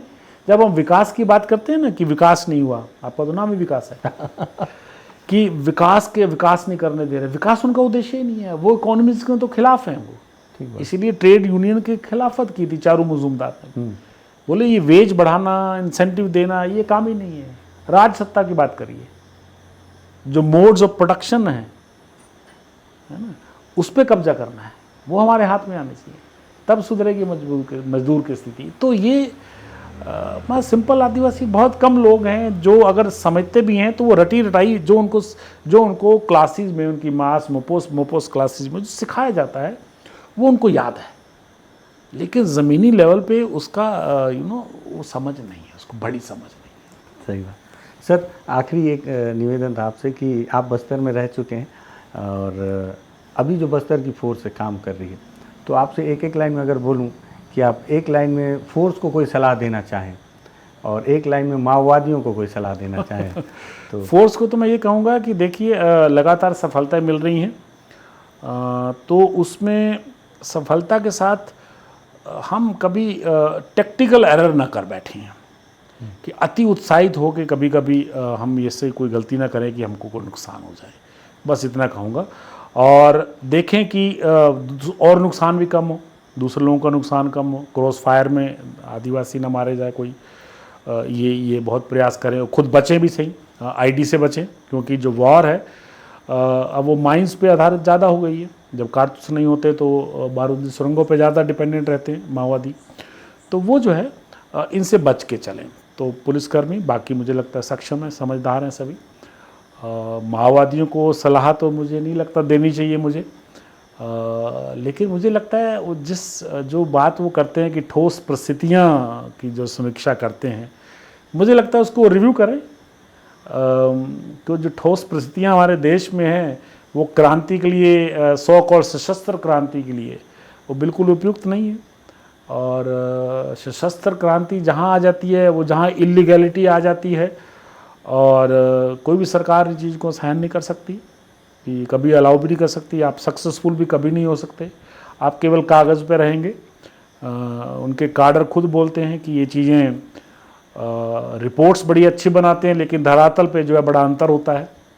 तो जो ठोस परिस्थितियाँ हैं भारत में, वो ये लड़ाई लड़ने लायक नहीं है। हमारा देश प्रजातांत्रिक देश है, डेमोक्रेसी है, और डेमोक्रेसी में चाहे कितनी भी कमियां रहें, लेकिन फिर भी ये इससे तुलना नहीं है आपकी सशस्त्र क्रांति के माध्यम से सत्ता हासिल हो जाए, ऐसा असंभव है। मुझे लगता है सीनियर काडर्स को बात ये समझ लेनी चाहिए, उनको अपना रास्ता बदल लेना चाहिए। जो इवोल्यूशन और रेवोल्यूशन का अंतर जो उन्होंने किया था कि जो चेंजेस हैं वो इवोल्व नहीं होंगी, हम तो रिवोल्यूशन से लाएंगे, मुझे लगता है वो इवोल्व हो रही हैं, हो चुकी हैं। ना तो वैसा फ्यूडलिज्म है, ना उस प्रकार का एम्पीरियलिज्म है, ना जो CBB वो टर्म यूज़ करते हैं, ना वैसी हैं। तो भिन्नताएं हो सकती हैं, मतभेद हो सकता है, लेकिन मुझे लगता है ठीक से समीक्षा करें तो शायद उपस्थितियाँ नहीं है। आपको स्ट्रेटजी और टैक्टिक्स, स्ट्रेटजी अपनी बदलनी चाहिए। सर, एक किताब लिख रहे हैं, कब तक आ जाएगी वो किताब? क्या है उसमें किताब पे कुछ बोलो आप। तिवारी जी कोशिश कर रहे हैं, अभी तो सीख ही रहे हैं। उनकी क्या यात्रा रही है 80 से लेके अभी तक, उसके ऊपर लिख रहे हैं, समझने की भी कोशिश कर रहे हैं। लोग अर्बन नक्सल और उस नक्सल की लड़ाई है, क्या परिभाषा है, क्या नक्सल माओवाद कौन होता है, कोर्ट्स उसको कैसे देखती हैं, हमारा कानून कैसे एड्रेस करता है, ज़मीनी लेवल पर लोगों को कैसे इन्होंने ऑर्गेनाइज़ किया। बात करते हैं कि पॉलिटिकल प्रिजनर माना जाए, जिनेवा कन्वेंशंस की बात करते हैं कि पॉलिटिकल प्रिजनर माना जाए, उनको वॉर ऑफ प्रिजनर माना जाए। लेकिन इंटरनेशनल कन्वेंशन ये भी बोलती है कि आपको आईडी का इस्तेमाल नहीं करना, पर ये तो बॉडी शरीर में भी लगा देते हैं, तो खुद उल्लंघन करते हैं। तो ऐसी तमाम चीज़ें, महिलाओं के अंदर कैसी हालत है, तो जो भी इनकी जैसी लड़ाई है, जो ये लिखते हैं और जो करते हैं, बस उसको समझ करके कोशिश है कि उसी को लिखें, पूरी सच्चाई से लिखें। ठीक है। और उसमें अंग्रेजी में आएगी किताब तो? पहले अंग्रेजी में आएगी, फिर हिंदी में, फिर हिंदी में भी हिंदी में आएगी तो हमारे जैसे हिंदी भाषियों के लिए आप बहुत सब मददगार होगी। तो असल में विज सर जो है, इनसे मैं पहले भी एक इंटरव्यू किया था और मैं बताया कि मैं आपसे सवाल नहीं, सिर्फ जिज्ञासा शांत करना चाहता हूँ। आपने और हर बार सोचता हूँ कि और कितना क्या क्या पूछ लूँ, अभी बहुत सारा रोका हूँ। ये समय जो है वो बोल रहा है कि अब निकलने की घड़ी आ गई, इसलिए रोकना पड़ रहा है। इस आपने लास्ट करके भी 4-5 कुछ पूछे हैं कि ये लास्ट है, अभी भी बहुत सारे बच्चे हैं, लेकिन मैं बोल रहा हूँ कि नहीं, अब ख़त्म करते हैं। तो सर एक वादे के साथ कि आप एक बार फिर अगली बार हमको समय देंगे, ऐसे ही एक लंबा समय। जी बिल्कुल। और पिछली बार जब सर से मेरी बातचीत हुई थी तो माओवादियों ने एक विशेष पत्र भी लिखा था सर को लेकर। मैं चाहूँगा कि माओवादी इस वीडियो को देख रहे हैं तो वो भी अपना ओपिनियन फिर से एक पत्र के माध्यम से दें कि सर ने जो कहा है उस पर उनकी क्या विचार है। और बाकी दर्शक तो अपने कमेंट्स के जरिए बताएंगे। महत्वपूर्ण बातचीत है, बहुत सारे मुद्दे छूट गए। आपके मन में कुछ और सवाल होंगे तो मुझे बताइएगा कि विकास जी ये भी पूछ लेना अगली बार, तो मैं ज़रूर पूछूंगा सर से समय लेके, भले रायपुर आना पड़े। वीडियो बहुत महत्वपूर्ण है, पसंद आया शेयर कीजिएगा। लगे कि हम मुद्दों पर ज़मीन पर जाकर टटोल कर ढूंढ कर कुछ बातचीत करने की कोशिश कर रहे हैं बस्तर टॉकीज़ के माध्यम से, सब्सक्राइब कर लेना चाहिए तो कर लीजिएगा। धन्यवाद।